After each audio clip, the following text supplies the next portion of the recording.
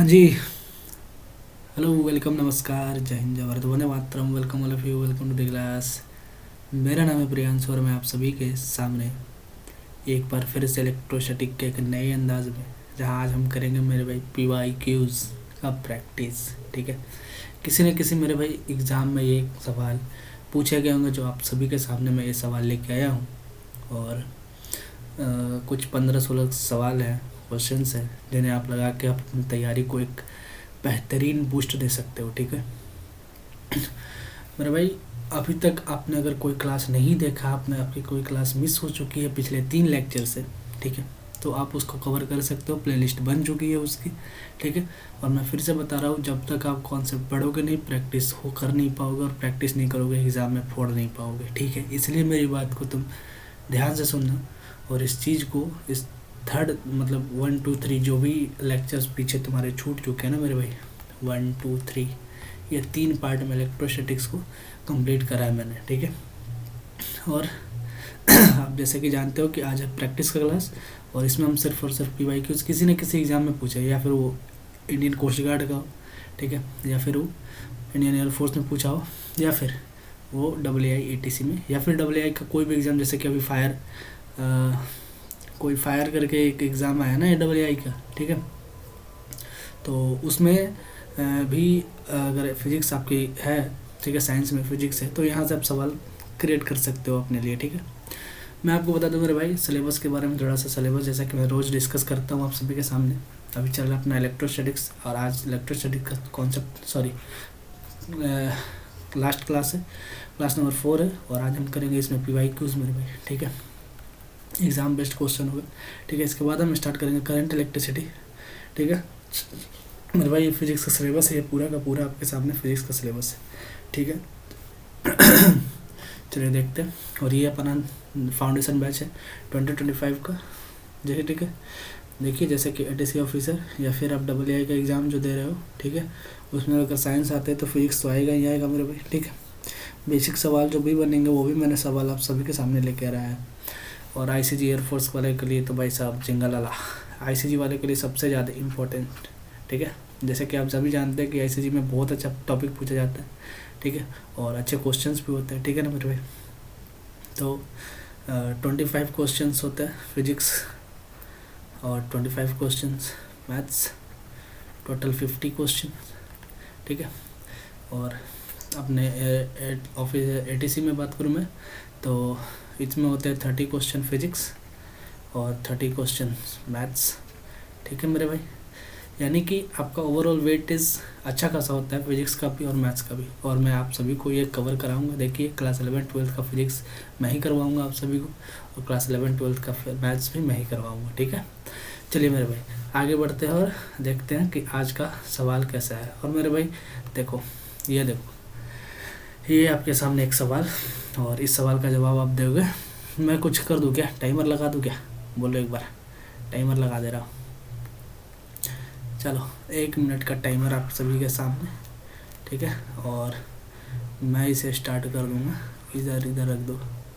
चलो, इधर रख दे रहा मैं। चलो, 1 मिनट का टाइमर है। और मेरे भाई चलो, अब स्टार्ट कर दो आप। ठीक है।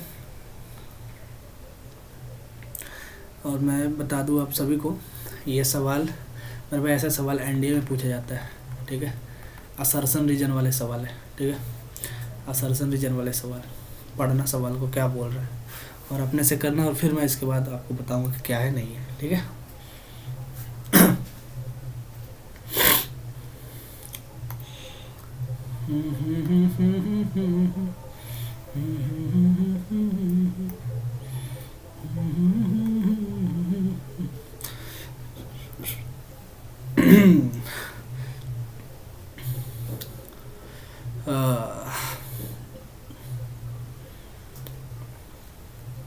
बताओ बताओ बताओ।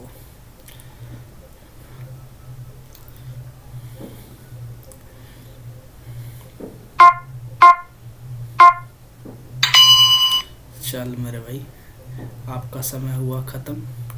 अब मैं चलता हूँ अपने सवाल पर, और आपको मैं कुछ बता दूँ।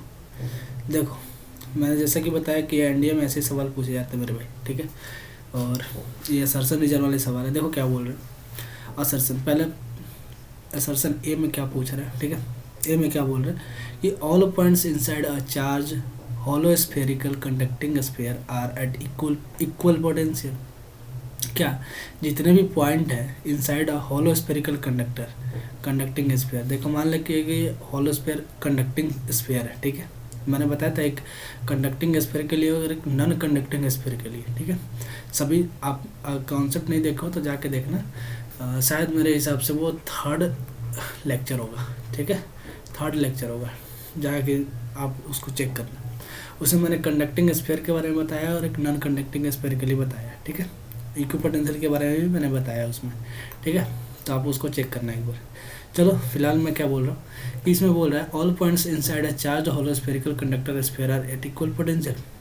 क्या जितने भी पॉइंट है एक होलो स्फेरिकल कंडक्टर स्फीयर में क्या इक्वल पोटेंशियल के होते हैं, क्या इक्वल पोटेंशियल के होते हैं जितने भी पॉइंट होते हैं एक होलो स्फीयर में। जैसे मान लो कि ये यहाँ पर एक पॉइंट है जहाँ पर प्लस चार्ज है और यहाँ पर प्लस चार्ज, यहाँ पर प्लस चार्ज, यहाँ पर, यानी कि कहने का मतलब अगर सरफेस पर भी अगर बात करा जाए, ठीक है, तो यहाँ पर क्या होते हैं इक्वल पोटेंशियल होता है, यानी कि इक्वल पोटेंशियल सरफेस आपने पढ़ा ना, वैसा ही ये सवाल है, ठीक है। तो all point inside charge hollow spherical conducting sphere are equal potential, ये होते हैं, ठीक है। रीजन क्या बोल रहा है, the electric field inside a charge hollow spherical conducting is non zero है, non zero. Electric field inside a charge hollow spherical conducting sphere is non zero. क्या इलेक्ट्रिक फील्ड जो होता है inside a hollow spherical conductor वो zero के बराबर नहीं होता है? अरे भाई क्या जीरो के बराबर नहीं होता है? क्या ये सही है? नहीं ना, मुझे भी नहीं लग रहा, नहीं ये सही नहीं है मेरे भाई। एक बात याद रखना, आपने अगर गॉस लॉ पढ़ा हो तो गॉस लॉ में क्या बोलता है कि जो भी इनक्लोज्ड सरफेस होते हैं, ठीक है, इनक्लोज्ड सरफेस से निकलने वाले चार्ज यानी Q अपॉन एप्सिलॉन नॉट के बराबर होता है, ठीक है, ये गॉस लॉ बोलता है। और दूसरी बात कि होलो स्फेरिकल कंडक्टिंग में स्फीयर में electric field inside a charge hollow sphere में, ठीक है, इलेक्ट्रिक फील्ड क्या होता है नॉन जीरो नहीं होता है, जबकि जीरो के बराबर होता है, ठीक है। किसके बराबर होता है? जीरो के बराबर। तो क्या कहने का मेरे मतलब है मेरे भाई, तो कहने का मतलब ये है कि एक पॉइंट यानी ए वाला तो सही है मेरे भाई, ए तो सही है लेकिन बी क्या है? गलत है। ए क्या है? सही है, लेकिन बी क्या है? गलत है। ये आर गलत है। ए तो सही है लेकिन आर क्या है? गलत है। देखो कहाँ, both A and R are true and R is the correct explanation of A, नहीं, both A and R are true and R is not correct explanation of A. इतना तो सही है मेरे भाई, R is not correct explanation of A भी सही है, ये सही है, लेकिन ये both A and R are true बोल रहा है, लेकिन ये गलत है, ये गलत है, ठीक है। देखना, A is true but R is false. A true है, ए सही है और आर क्या है? गलत है। चलो ये हमारा कितना नंबर है? थर्ड नंबर, और यही हमारा option number C is the right answer, ठीक है। ये बात समझ में आ गई मेरे भाई। ऐसे सवाल कहाँ पूछे जाते हैं मेरे भाई, आप सभी को बता दूं मैं, ये एनडीए में पूछे जाते हैं ऐसे सवाल, ठीक है। असर्शन रीजन वाले सवाल है ये, ठीक है। इसमें कोई दिक्कत नहीं, दिक्कत होगा। चलो आगे बढ़ते हैं। चलो इसमें सवाल में क्या पूछ रहा है, charge Q is placed at the centre of the circle of radius 10 centimetre, find the work done in moving a charge Q between any 2 points lying on the arc of the circle. चलो इसके लिए आप सभी को मैं time दूंगा, कुछ ना कुछ तो टाइम दूंगा ही दूंगा, और ये टाइम आप सभी के सामने है, ये लो 1 मिनट का टाइम आप सभी के सामने, और आप ये सवाल बनाओगे। चलो ये लो, आपका टाइम स्टार्ट होता है, ये लो।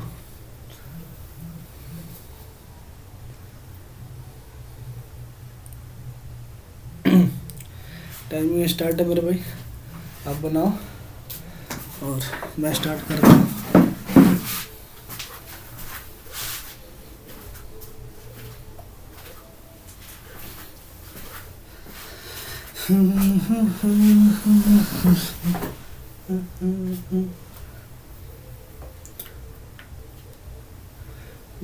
बनाओ जी बनाओ। 25 सेकेंड हो चुका आप सभी के सामने और समय ख़त्म होने ही वाला है। इससे पहले कि मैं कुछ आपको बता दूं, चलो बढ़िया।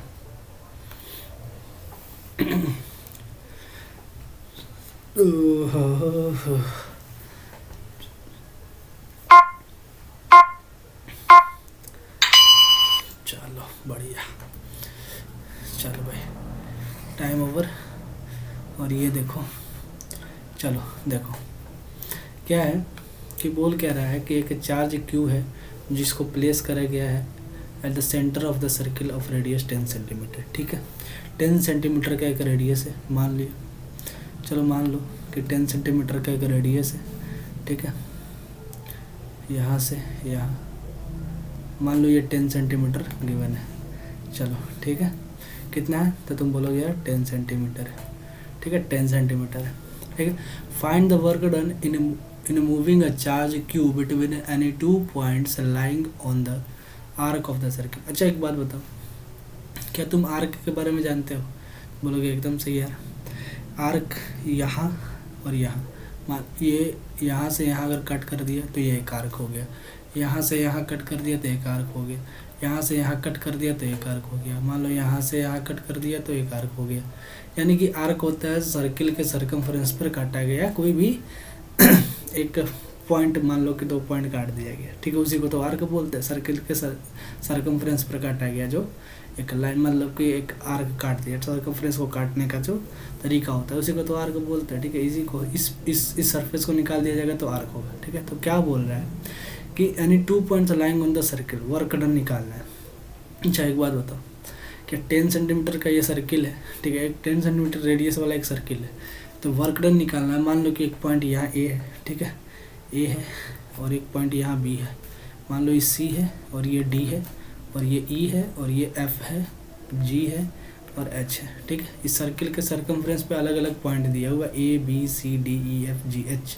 ठीक है, अगर मैं तुमसे पूछूं कि किन्हीं 2 पॉइंट ए और बी के बीच का आपको वर्क डन निकालना है, तो वर्क डन के लिए तुम क्या बोलोगे कि यार वर्क डन जो होता है W बराबर क्या होता है, W बराबर Q बाई B।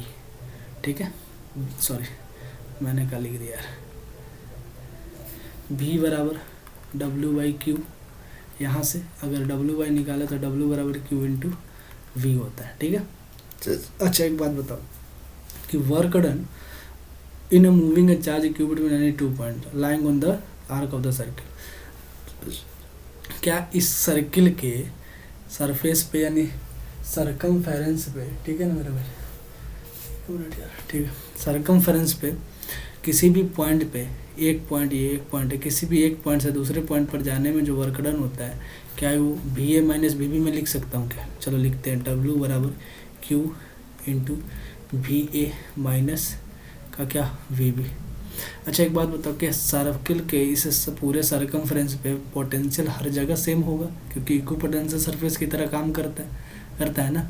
तो चलो अगर ये इक्विपोटेंशियल की तरह काम करता है तो यानी वी ए, मैंने बताया था इक्विपोटेंशियल सरफेस में क्या होता है कि वी ए बराबर होता है वी बी के, बराबर हो जाएगा वी, जितना भी तुम्हारे पास सेंट्री मतलब कि पॉइंट गिवन है सब पर क्या हो जाएगा, पोटेंशियल बराबर हो जाएगा, बराबर वी डी बराबर वी ई बराबर होगा वी एफ बराबर होगा वी एच जी और वी एच के। यानी कि किसी भी 2 पॉइंट पर ही सारा का सारा कितना जहाँ जहाँ भी पोटेंशियल है सब बराबर हो। तो वी ए बराबर अगर वी बी के है तो W बराबर Q इंटू वी ए, और वी बी को हम क्या लिख सकते हैं, वी बी को भी वी ए लिख सकते हैं, तो वी ए। ठीक है, तो we A minus V A क्या हो जाएगा, इसको बोलेंगे हम 0, यानी W बराबर क्या होगा Q इंटू 0, यानी W बराबर क्या हो जाएगा 0, यानी वर्क डन क्या होगा हमारे पास 0। ठीक है, 0 जो यानी कि कोई कार्य नहीं होगा। ठीक है, आगे क्या बात समझ में बोलो एक बार। तो आगे तो चलो आगे बढ़ते हैं। ठीक है, याद रखना इक्विपोटेंशियल सरफेस पर, ठीक है, किसी भी पॉइंट से एक पॉइंट से दूसरे पॉइंट पर जाने में जो काम किया जाएगा वो क्या होगा 0, शून्य होगा। ठीक है, चलो आगे देखना है। पॉलीथीन पीस रब्ड विथ वूल, हम क्यों पढ़ रहे यार, तुम बताओ, मैं नहीं पढ़ाने वाला यार, तुम बता, मैं तो सिर्फ टाइम दूंगा। चलो बना टाइमिंग स्टार्ट, लो 1 मिनट का टाइम है, ऐसे थोड़ी दे देते 1 मिनट का टाइम यार, बनाओ 1 मिनट का टाइम। बोल रहा है polythene piece rubbed with wool is found to have a negative charge इतना, what is the number of electron transferred, transfer यानी नंबर ऑफ चार्ज पूछ रहा है, नंबर ऑफ इलेक्ट्रॉन पूछ रहा है। अब तुम सोचो कि कौन सा चार्ज कौन सा फॉर्मूला लगेगा, ठीक है। ये तुम्हारे पास एक, और मेरे भाई ऐसे सवाल पूछे जाते हैं, इंडियन कोस्ट गार्ड का सबसे फेवरेट सवाल है भाई, आईसीजी का सबसे फेवरेट सवाल ही है।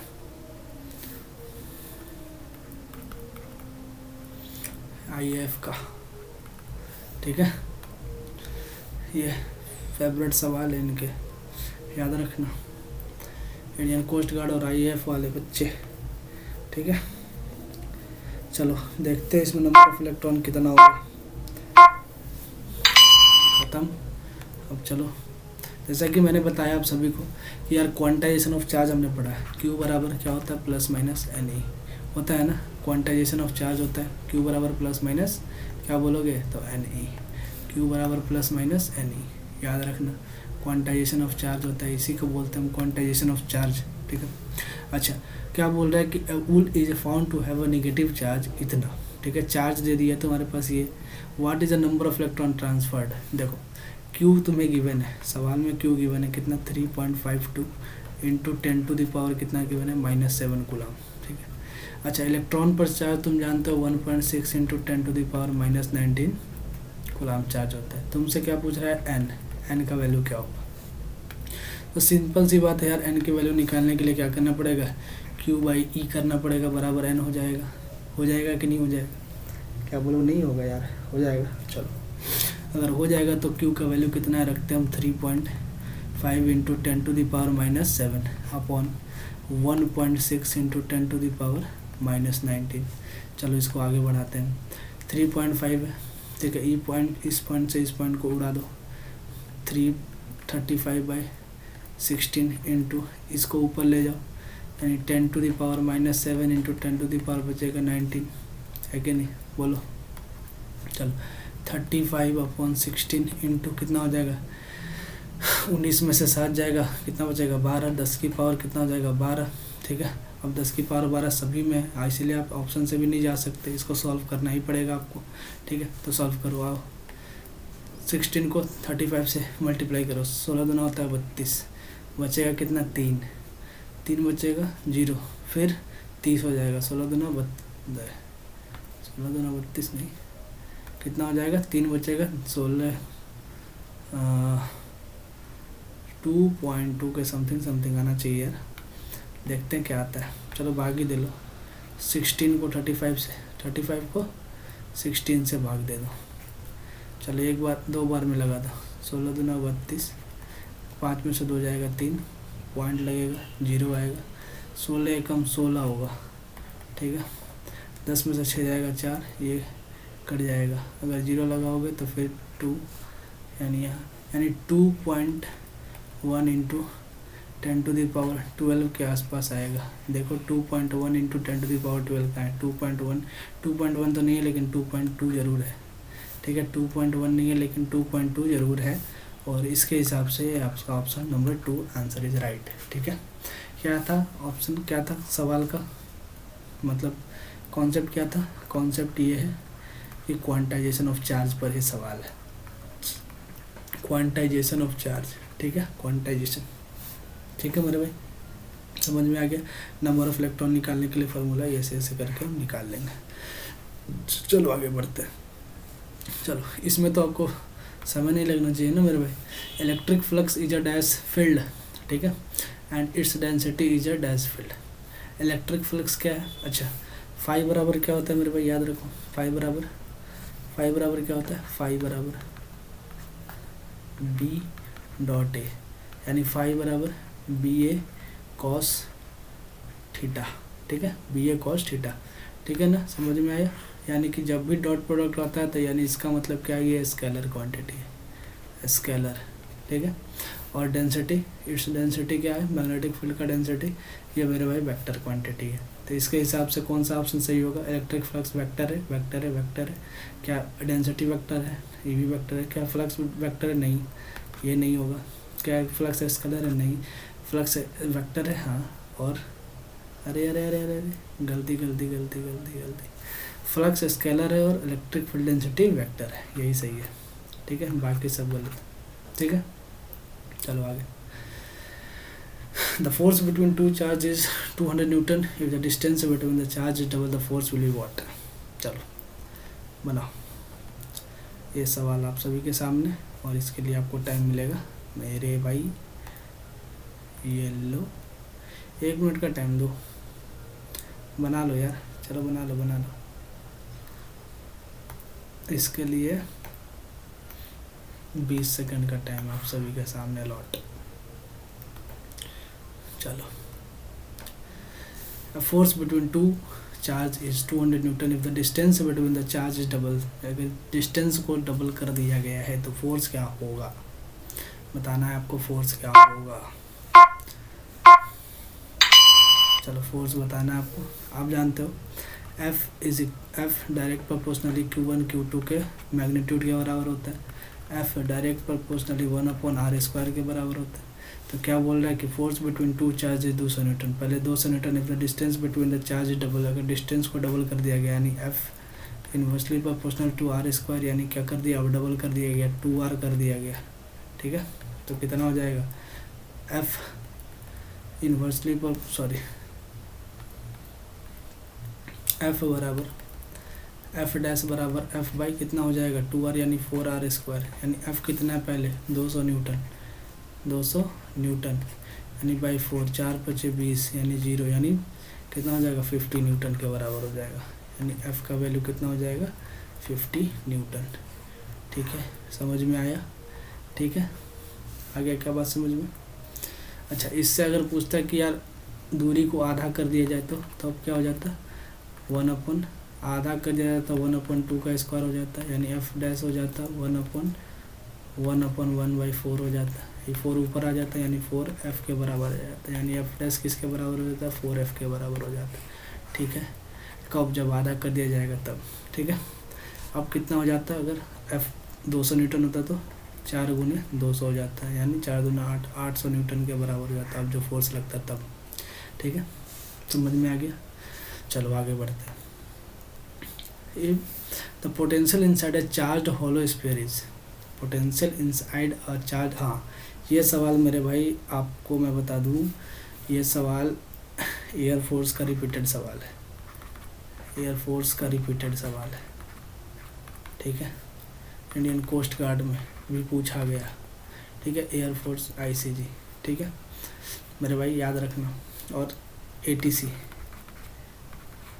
ठीक है, ATC में भी याद रखना, इस चीज़ को पूछा जा सकता है भाई, ठीक है। एयरफोर्स का तो पूछा गया है, ठीक है, और बच्चे फंसते इसमें, क्या बोलते पता है 0, आप सभी में से कितना का आंसर 0 आया होगा, जबकि सरासर गलत है।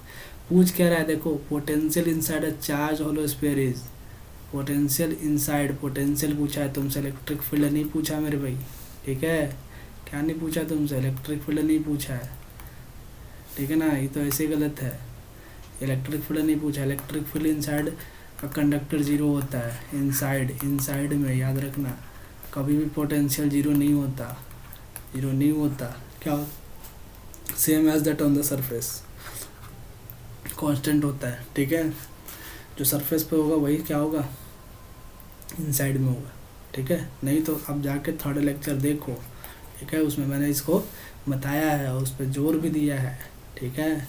और ये मैं बता दूँ आप सभी को कि एयरफोर्स का सबसे प्यारा सवाल है ये, सबसे ज़्यादा पूछा जाने वाला सवाल है ये, ठीक है। चलो आगे बढ़ते हैं। देखो 2 चार्ज है, इतना चार्ज है और इतना separated from each other by a distance इतना, at what distance would a third charge इतना be placed from so that the exact force will be 0 के बराबर होना चाहिए। मेरे भाई ये ATC के लेवल पर बहुत अच्छा सवाल है, ठीक है। इंडियन कोस्ट गार्ड के लिए तो नहीं बोलूँगा मैं, एयरफोर्स के लिए नहीं बोलूँगा, हाँ इंडियन कोस्ट गार्ड के लिए ज़रूरी बोलूँगा मैं, ठीक है। एयरफोर्स के लिए नहीं, लेकिन इंडियन कोस्ट गार्ड के लिए बहुत ज़रूरी सवाल पूछूंगा, बताऊंगा मैं इसको, ठीक है। ATC के लिए तो बहुत ही इंपॉर्टेंट है, इसको VBI कर लेना, ठीक है, पूछा जा सकता है, क्योंकि मेरे भाई ATC BSc लेवल का एग्ज़ाम है, ठीक है। गेट लेवल वाले जो भी भाई साहब होते हैं हमारे BTech वाले, वो सब बैठते हैं, ठीक है, तो उनके लिए एक सवाल बहुत ही इंपॉर्टेंट सवाल है, ठीक है। और इस सवाल को तुम बताओ, और नहीं बता पाओगे तो मैं बता दे रहा हूँ आपको। चलो देखते हैं, देखो मैं ही बता दे रहा। चलो देखो, जैसे मान लो कि एक यहाँ चार्ज है, ठीक है, और ये लो यहाँ पे, ठीक है। चलो देखते हैं, बोल रहा है कि 4 माइक्रोकूलम और -16 microcoulomb are separated from each other by a distance of 0.6 metre. What a distance should a third charge of +6 microcoulomb be is placed from 4 microcoulomb so that a net force exert on it will be 0। जैसे कि मान लो कि यहाँ पर एक point अगर ए हम ले लेते हैं, ए ले लेते हैं, यार इससे तो नहीं दिखेगा, ये ले, ठीक है, और इसको पहले मैं मिटा दूँ, यार ये का हो गया। देखो ये लो, चलो बढ़िया। मैं मान लो कि यहाँ एक पॉइंट ए है और यहाँ एक पॉइंट बी है और यहाँ एक पॉइंट बी है और यहाँ एक पॉइंट क्या है, सी है, ठीक है। अच्छा, 4 माइक्रोकूलम और -16 microcoulomb separated each other by a distance of 0.6 metre. अच्छा, एक बात मुझे बताओ कि यहाँ पर जो है, जैसे कि अगर मैं बात करूँ, यहाँ पर ए पर जो है वो +4 माइक्रोकूलम चार्ज है। कितना है? 4 माइक्रोकूलम चार्ज, 4 माइक्रोकूलम चार्ज, ठीक है। अच्छा, इसको मैं नीचे लिख दूँ क्या? ले, याद लिख दे रहा हूँ, 4 माइक्रोकूलम चार्ज, ठीक है। और बी पर जो चार्ज है वो -16 माइक्रोकूलम चार्ज। दोनों के बीच की दूरी तुम्हें दिया है 0.6 मीटर के पास, ठीक है। और तुमसे पूछा कि थर्ड चार्ज -6 माइक्रोकूलम का जो है, -6 माइक्रोकूलम का जो चार्ज है, ठीक है, प्लेस्ड फ्रॉम -4 माइक्रोकूलम, कितने दूरी पर इसको रखा जाए कि इस पर लगने वाला बल क्या हो जाए, 0 हो जाए, नेट फोर्स क्या हो जाए, 0 हो जाए। अच्छा, यहाँ पर अगर कोई दूरी नहीं गिवन है मेरे भाई, तो क्या मैं इसे ऐसा करके बता दूँ क्या, यहाँ से यहाँ का दूरी अगर मान लो कि d मीटर दूरी है, चलो मैं इसे मान लूँ कि d मीटर का कोई दूरी है, ठीक है। यहाँ से यहाँ की दूरी कितना है, d, तो क्या तुम यहाँ से यहाँ की दूरी तुम बताओगे कितना होगा, यहाँ से यहाँ की दूरी कितना होगा, यहाँ से यहाँ की दूरी, सॉरी यहाँ से यहाँ की दूरी, ये लो, ये यहाँ से यहाँ की तो दूरी d है, और यहाँ से यहाँ की दूरी अगर मैं बात करूँ तो ये, एक मिनट रुक जाओ यार, ये कैसे हटेगा यार, हट जा। अगर मैं बोलूँ कि यहाँ से इस सी से इस बी की दूरी कितनी होगी, तो तुम बोलोगे कितना, ये लो, तुम बोलोगे क्या, ये सी से इस बी की दूरी कितनी होगी, तो तुम बोलोगे 0.6 प्लस डी के बराबर होगी, सी से बी की दूरी, ठीक है। अच्छा, एक बात बताओ, क्या इस पर जो फोर्स इस पर जो फोर्स इस ए के बदले जो एग्जर्ट होगा, क्या ये ए उतना ही फोर्स इस बी पर लगाएगा, ठीक है। क्या मैं बोल सकता हूँ कि दोनों का परिमाण समान होगा, क्योंकि एफ, ये जो फोर्स है, एफ फोर्स ए सी बराबर होगा क्या, एफ ए बी के, दोनों मैग्नीट्यूड में बराबर होंगे, दोनों क्या होंगे, मैग्नीट्यूड में बराबर होंगे, भले उनका साइन अलग अलग हो लेकिन मैग्नीट्यूड तो बराबर ही होगा, है ना। तो क्या मैं बोल सकता हूँ कि मेरे भाई के Q1 Q2 बाई इस D के लिए d² बराबर के Q1 Q2 by d plus 0.6 का होल स्क्वायर है, क्योंकि यहाँ से यहाँ की दूरी कितना है, 0.6 प्लस डी का होल स्क्वायर, ठीक है।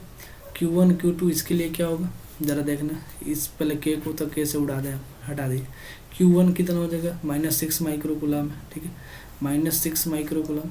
अच्छा, एक बात बताओ, -6 माइक्रोकूलम यहाँ ही चार्ज है, ठीक है, इसको मैं क्या कर देता हूँ, अरे यार का हो गया, चलो यहाँ इस के से के कटा था, ठीक है। -6 माइक्रोकूलम और 4 माइक्रोकूलम, यानी कि 6 और 4, -6 और 4, ठीक है, 4 micro coulomb upon D square बराबर कितना हो जाएगा, Q1 Q2 16 चौक 64 माइनस का 64 अपॉन डी प्लस 0.6 का, सॉरी तो डी है ना यार, इसको मैं डी लिखूँगा, 0.6 प्लस डी का होल स्क्वायर, ठीक है।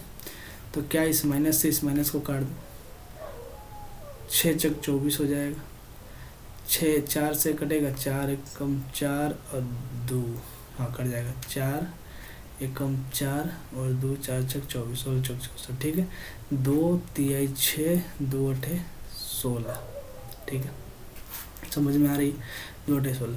तो क्या मैं इसे बोल सकता हूँ कि यार 8d² बराबर ये इसके इधर हो जाएगा, हाँ, यानी कि अगर मैं बात करूँ कि इसको इस d² से स्क्वायर अगर मैं काट दूँ, इसके स्क्वायर से इसके स्क्वायर को अगर मैं हटा दूँ तो कोई दिक्कत तो नहीं होने वाला, हटा दो यार, हटा दो, चलो हटा दिया।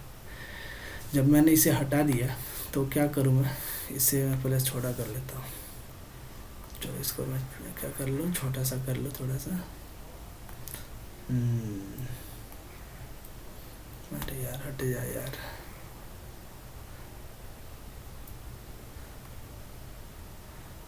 यार ये क्या हो रहा है, तो रुक जाना भाई मेरे, थोड़ा सा टाइम देना यार, ठीक है, थोड़ा सा बड़ा सवाल है और यहाँ पर मुझे नहीं लग रहा है कि यहाँ पे होगा ही, तो इसके लिए मैं क्या कर रहा हूँ कि इस सारे को सिलेक्ट कर ले रहा हूँ एक बार, ठीक है,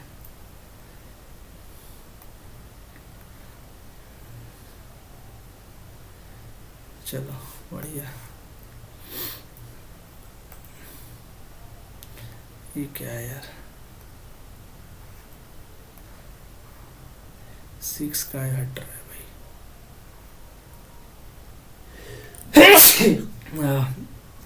सॉरी भाई, इस माइनस को इधर ले जाओ और इसको इसके इसे काटा था ना मैंने, चलो बढ़िया। तो कितना आ गया, इस स्क्वायर का इसके स्क्वायर से काट दिया तो मेरे पास बचा 0.6 इंटू, अच्छा इसको इधर ले जाओ, है, इसको मैंने जब इधर ले गया तो क्या हुआ कि इस 0.6 प्लस डी यानी कि 6 3 18 यानी 1.8 प्लस 3d बराबर 8d, 8d के बराबर होगा क्या, 8d नहीं यार सर, कैलकुलेशन रॉन्ग है यार, क्या करता हूँ इसको मैं मिटा रहा हूँ, ठीक है, ध्यान देना, थोड़ा सा लंबा सवाल है और थोड़ा सा अच्छा सवाल भी है ये, ठीक है। देखो क्या बोल रहा है कि FAC जो है, FAC बराबर होगा FAB पर लगने वाले बल के, देखो Q1 Q2 अपॉन में होता है R² बराबर हो जाएगा, सॉरी D², ठीक है, D², अच्छा Q1 Q2 अपॉन में D², sorry D plus D कितना है 0.6 प्लस D का होल स्क्वायर, ठीक है, ये हो जाएगा, ठीक है। अच्छा K से K कट दिया मैंने, Q1 Q2 कितना हो जाएगा, 6 चौक 24 अपॉन D², ठीक है, बराबर Q1 Q2 कितना हो जाएगा, 16 चौक 64 अपॉन कितना हो जाएगा 0.6 प्लस D का क्या हो जाएगा होल स्क्वायर, अच्छा मैं इसको इधर ले जाऊँ, इसको इधर ले जाता हूँ, ठीक है, इसको इधर और इसको इधर ले आ, तो क्या हो जाएगा मेरे पास 0.6 प्लस D का होल स्क्वायर बराबर इंटू में पहले इंटू 24 बराबर इसको 64 इंटू D² लिख सकता हूँ, ठीक है। अच्छा इससे कर दो 8 3 24 8 8 64, ठीक है, यानी 0.6 प्लस D का होल स्क्वायर इंटू 3 बराबर 8D² के बराबर हो जाएगा, ठीक है।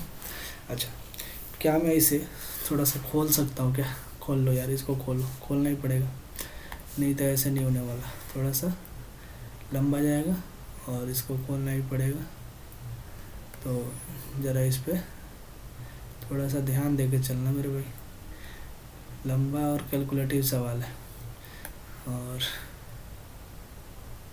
ये इसको मैंने ऐसे करा, ठीक है, चलो बढ़िया, चलो बढ़िया है ये। चलो आगे देखते हैं।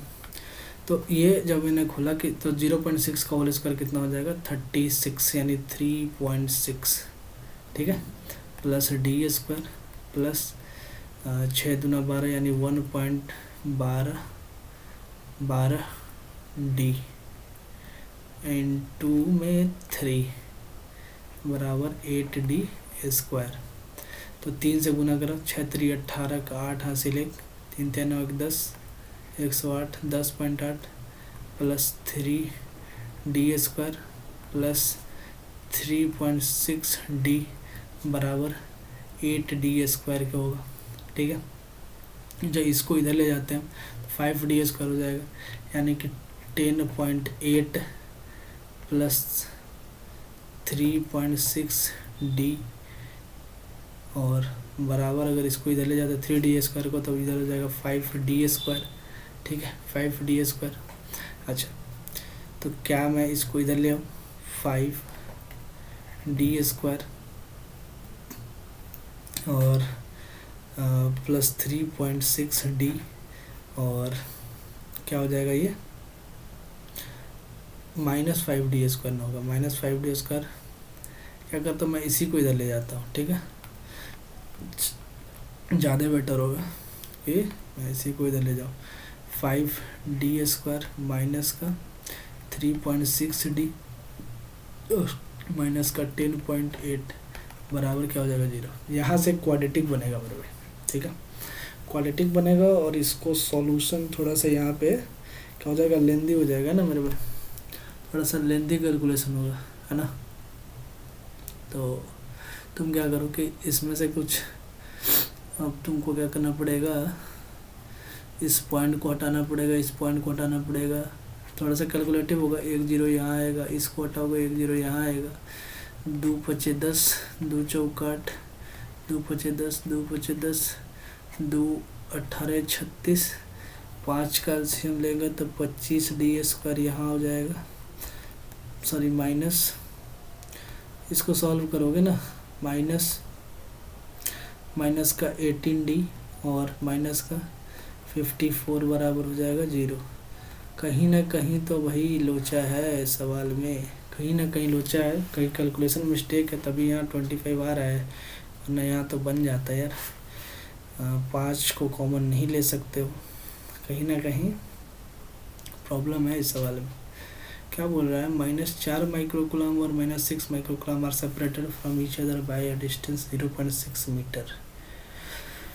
-6 माइक्रोकुलम 4 माइक्रोकुलम इधर है और 6 चौक हो जाता है 24 और 0.6 प्लस डी का होल स्क्वायर, ठीक है, 64 बाई डी स्क्वायर,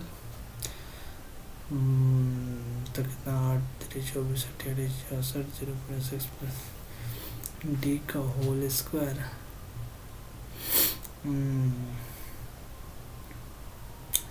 तो कैलकुलेशन कहीं मिस्टेक है यार, मुझे पता नहीं चल रहा कि कहाँ कैलकुलेशन मिस्टेक हुआ है। अच्छा, एक बार काम करना क्या कि तुम इससे ना बराबर करके देखना। अच्छा, फिलहाल मैं चल रहा हूँ आगे वाले सवाल पे, तब तक तुम इसको क्या करना।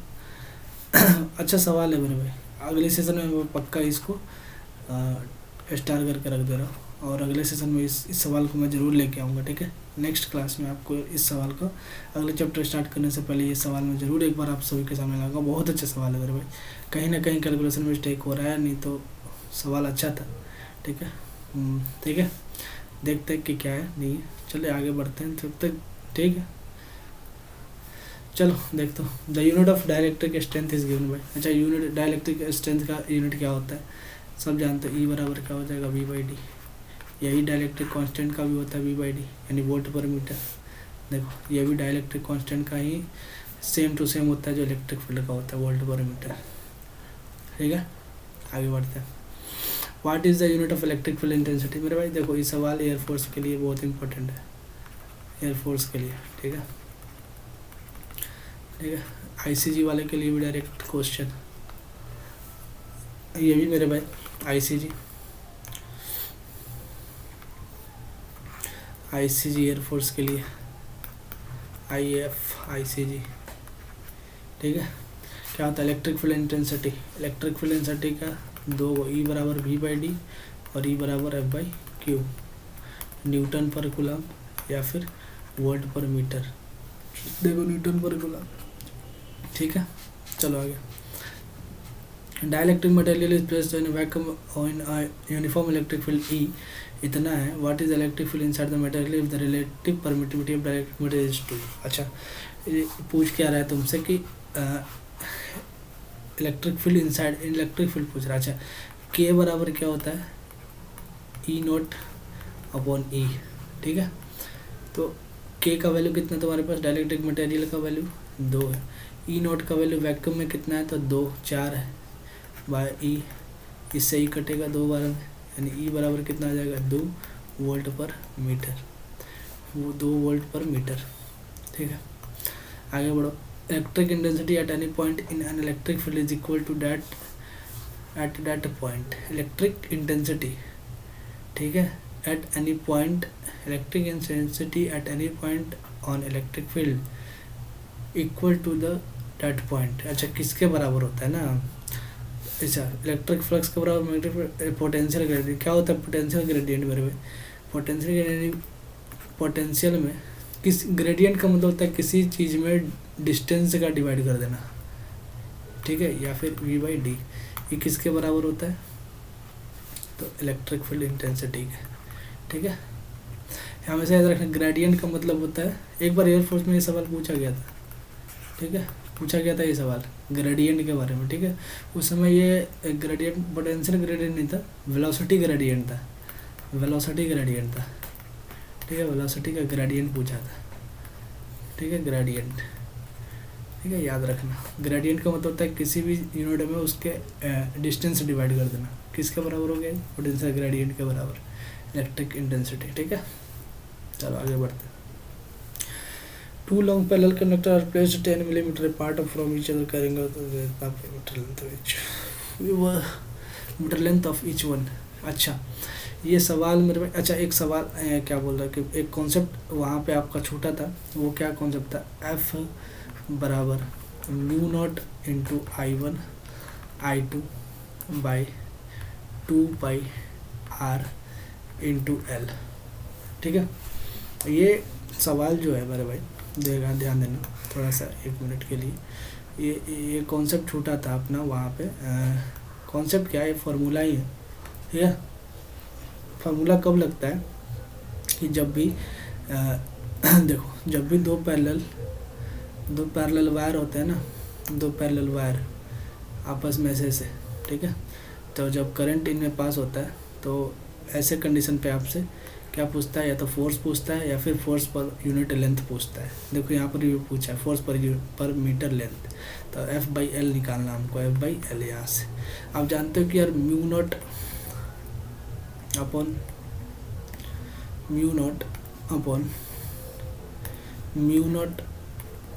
4π का मतलब क्या होता है 10⁻⁻⁷।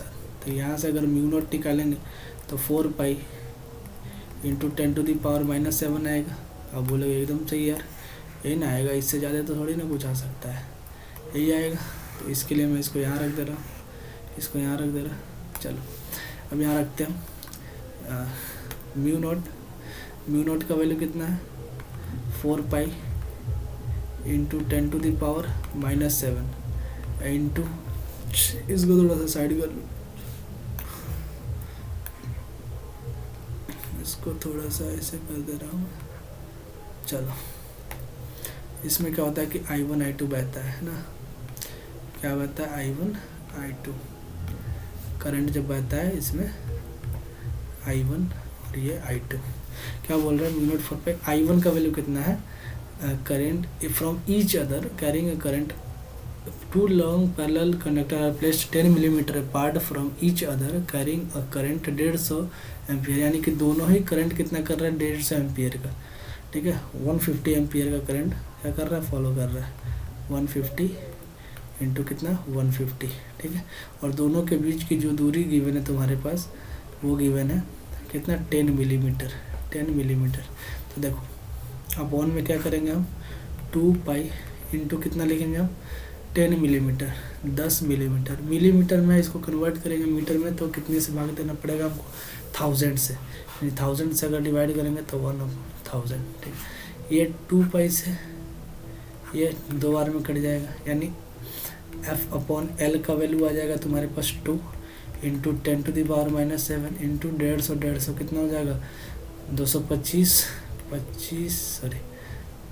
225 होगा ना, 225 और 2 जीरो, और ये 1 जीरो से 1 जीरो कटेगा और ये 2 जीरो ऊपर जाएगा, ये लो 2 जीरो ऊपर गया। ठीक है, तो कितना हो जाएगा एफ अपॉन एल बराबर 2 इंटू 10⁻⁻7 इंटू 225 गुने कितना हो जाएगा 100⁻4, यानी 10⁻⁻7 10⁻4 कितना हो जाएगा 10 एफ अपॉन एल का वैल्यू हो जाएगा 2 इंटू कितना हो जाएगा 2 इंटू 10⁻⁻7 प्लस 4 -3 इंटू 225। ठीक है, अच्छा इधर आ जाओ, इसको थोड़ा सा छोटा कर ले, मैं थोड़ा सा इसको ऐसा कर देता ना। ठीक है, चलो बढ़िया। अब आगे बढ़ते हैं और देखते हैं 10⁻³ को अगर मैं नीचे ले जाऊँ तो यहाँ से आ जाएगा अपना एफ अपॉन एल बराबर 2 इंटू 225 अपॉन 1000। काट लो, 5 से काट लो, 5 से 5 चौक 20, 5 चौक 20 और 25 25। ठीक है, 5 से काटो, 5 दूना 10 0 0। ठीक है, 5 से फिर काटो, 5 चौक 20 0, 5 9 45, 2 से काटो, 2 20 से 40, यानी 9/20। एफ बराबर एफ अपॉन एल कितना आ गया 9/20 के बराबर, 9/20 के बराबर। अब भाग दे दो इसको, कितना बार में कट जाएगा 20 को 9 से डिवाइड करना। ठीक है, तो कितना पॉइंट आ गया है 0, 20 चौक 80, यहाँ से ये कटेगा 0, 1 पॉइंट 20 25 100। ठीक है, ये कट जाएगा, यानी 0.45 के आसपास, 0.45। ये देखो यहाँ 0.45। ठीक है, 0.45 न्यूटन अपॉन मीटर। ठीक है, समझ में आ गया क्या? ये फार्मूला याद रखना मेरे भाई। ठीक है, जब भी तुमसे फोर्स पर यूनिट लेंथ पूछे तो तुमको ये फार्मूला याद होना चाहिए। और मेरे भाई ये आपके हिसाब से AA में ATC वाले में आपसे पूछ सकता है। ठीक है, ऐसे ही सवाल पूछते, थोड़ा सा लेंदी टाइप के सवाल होते हैं ATC में। ठीक है, लेकिन आप कर लोगे। ठीक है, टाइम होता है तो आगे चलते हैं। और आगे का स्लाइड है नहीं, ख़त्म हो चुका है मेरे भाई। ये सवाल आप सभी के लिए मैं लाऊंगा, आप याद कर, मतलब मैं अभी इस पे थोड़ा सा देख रहा हूँ, कहीं ना कहीं तो यार सॉल्यूशन मिस्टेक है। ठीक है, कहीं ना कहीं इसमें प्रॉब्लम है। कहाँ गया यार सवाल? अरे यार कहाँ यार, ये सवाल थोड़ा सा इम्पोर्टेंट है, इसको खुद से एक बार ट्राई करना, और मैं भी इस पर ट्राई करूँगा। और अगले बार इस सेशन में, जब भी ये सेशन में अगले बार मैं पढ़ूँगा, ठीक है, वो वहाँ पर मैं इसको कवर करूँगा। ठीक है, तब तक के लिए मेरे भाई चलो, आज के लिए बस इतना ही, और चलता हूँ। तब तक के लिए मेरे भाई। और ये देखो, ये असर्शन रीजन वाले सवाल मेरे भाई NDA वालों के लिए बहुत इंपॉर्टेंट सवाल है। ठीक है ना मेरे भाई, चलो ठीक है मेरे भाई, चलो तब तक के लिए आप तैयारी करते रहो। All the very best. जय हिंद मेरे भाई, वंदे मातरम।